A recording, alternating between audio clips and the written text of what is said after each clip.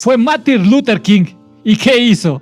Fue un ministro y activista bautista estadounidense que se convirtió en el portavoz y líder más visible del movimiento de derechos civiles desde 1955 hasta su asesinato en el 68. Si quieres saber por qué fue tan influyente en su lucha, quédate hasta el final. Martin Luther King era hijo del pastor bautista Martin Luther King y de Alberta Williams King, organista en una iglesia. Su padre tenía por nombre de pila Michael King.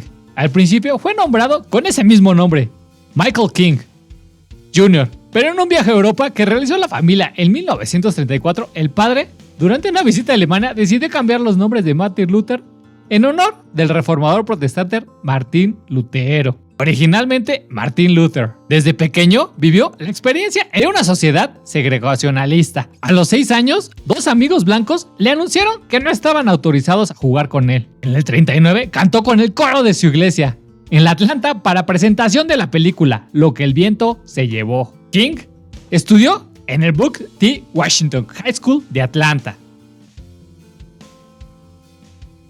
No cursó ni el 9º ni el 12º grados y entró a los 15 años en el Marist College, una universidad reservada a los jóvenes negros, sin haberse graduado de secundaria. En 1948 se graduó en Sociología, Bachelor of Arts, en el Morehouse 10 y se matriculó en el Crossland Technological del Seminario de Chester en Pensilvania, de donde salió con un grado de licenciatura en Teología. El 12 de junio de 1951, King comenzó en septiembre de ese mismo año sus estudios de doctorado en Teología Sistemática en la Universidad de Boston, recibiendo el grado de doctor en Filosofía.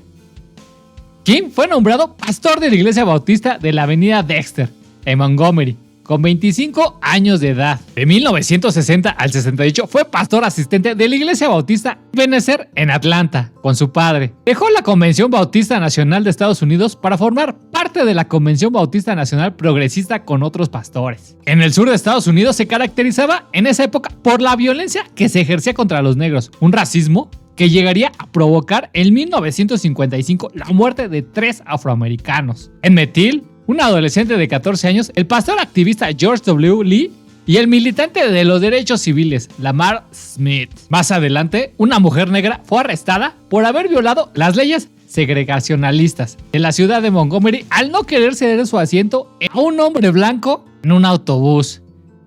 King inició un boicot de autobuses con la ayuda del pastor Ralph Albarneri y de Edgar Nixon, director local de National Association for the Advancement of Colored People. La población negra apoyó y sostuvo el boicot y organizó un sistema de viajes compartidos.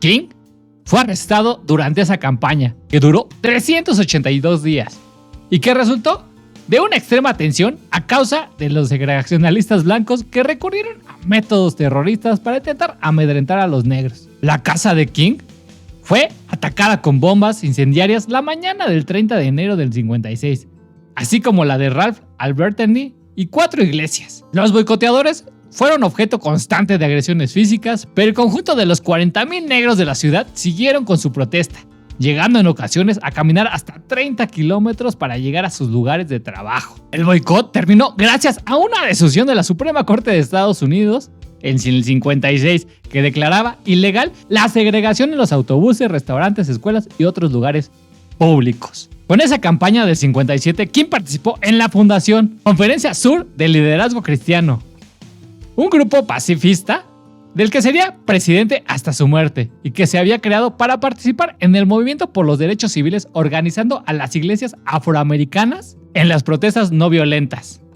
King se adhirió a la filosofía de la desobediencia no violenta, tal como había descrito Henry David Thoreau y como había utilizado con éxito Gandhi en la India, aconsejado por el militante de derechos civiles Bayard Rustin.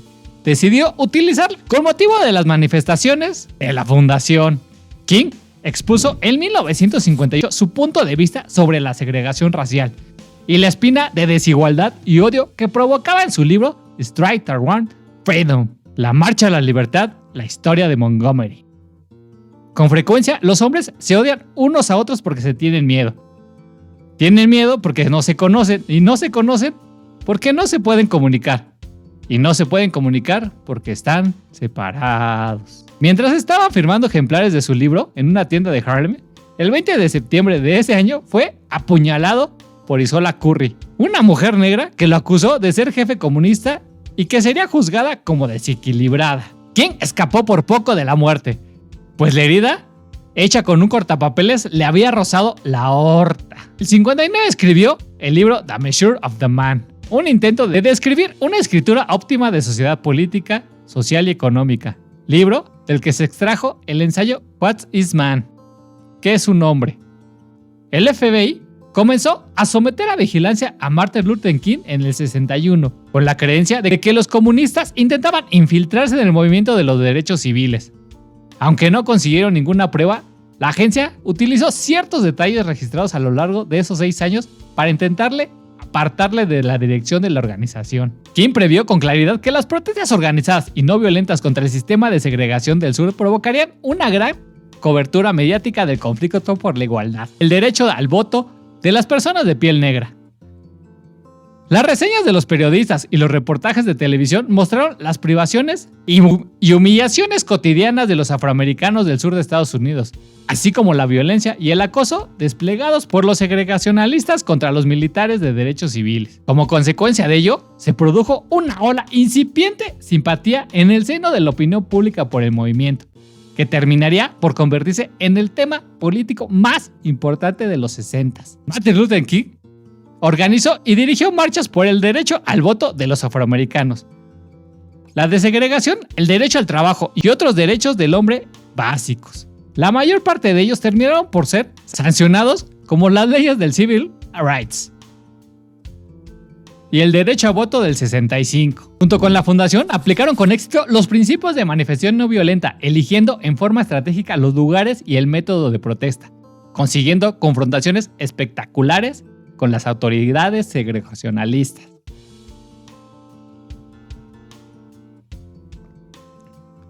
Representando a la fundación, Martin Luther King era el dirigente de las 6 grandes organizaciones por los derechos civiles que organizaron la marcha sobre Washington por el trabajo y la libertad. Y fue uno de los que aceptaron la sugerencia del presidente John F. Kennedy de cambiar el mensaje de la misma.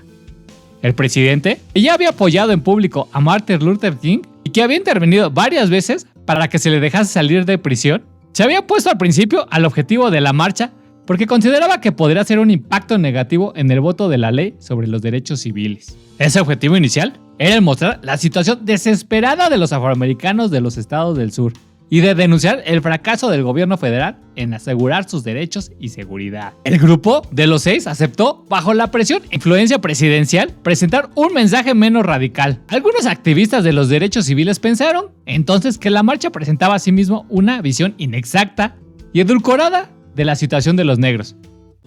Malcolm X la llamó la farsa sobre Washington, y los miembros de la Organización Nación del Islam, que participaron en la marcha y fueron suspendidos temporalmente. La marcha planteó, sin embargo, demandas específicas: el fin de la segregación racial en las escuelas públicas, una legislación significativa sobre los derechos civiles, incluyendo una ley que prohibiese la discriminación racial en el mundo del trabajo, una protección de los activistas de los derechos civiles de la violencia policial, un salario mínimo de $2 para todos los trabajadores sin distinción, un gobierno independiente para Washington, D.C., que dependiese de un comité del Congreso. A pesar de las tensiones, la marcha fue un rotundo éxito.